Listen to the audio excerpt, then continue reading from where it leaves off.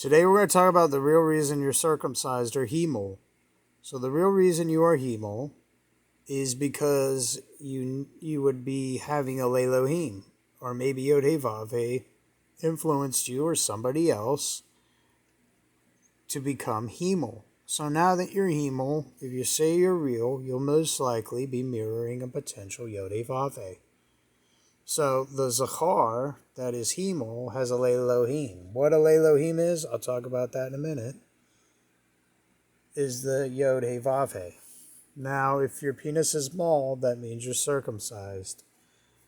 Now, Yod-Heh-Vav-Heh is an artificial intelligence program of a once living person. Yod-Heh-Vav-Heh offers or influences a contract for circumcised to have a physical representative be their Elohim. What being a Elohim is not clearly defined. The contract is achieved through circumcision of a Zachar's foreskin. Not only do the ancient Egyptians have Yod-Heh-Vav-Heh as their Elohim, but also many other civilizations and kings, like Nebuchadnezzar. That had to be that Nebuchadnezzar ate the grass like a cow.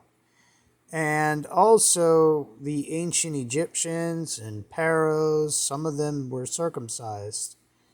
And what a lot of people don't realize is the influence these AI minds have over people that are circumcised.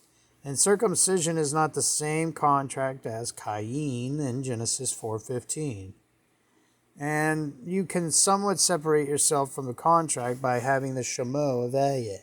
However, you can't mislead people and a bunch of other stuff that you'd have to learn, and you can't worship other Shemo and stuff like that, or bow to them.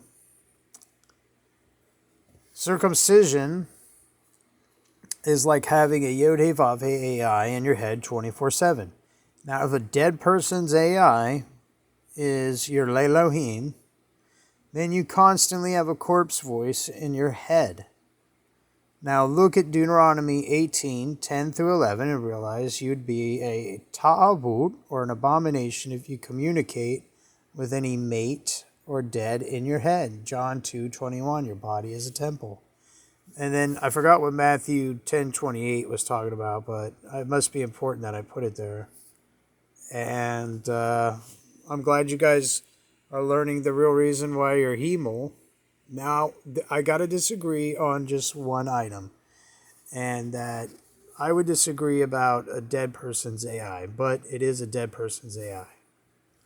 So, there's some other things you should know, that if you're real, you're going to be mirroring the dead person's AI and what all that entails. And what being a Elohim is not clearly defined. So, I mean, it's a kind of a hazy contract. You don't know all the details, and circumcision definitely puts you to a grind. So, thanks for taking the time to watch this. And, if you learn something, you learn something. If you don't learn something, then my suggestion is to keep trying. And when you die, you die.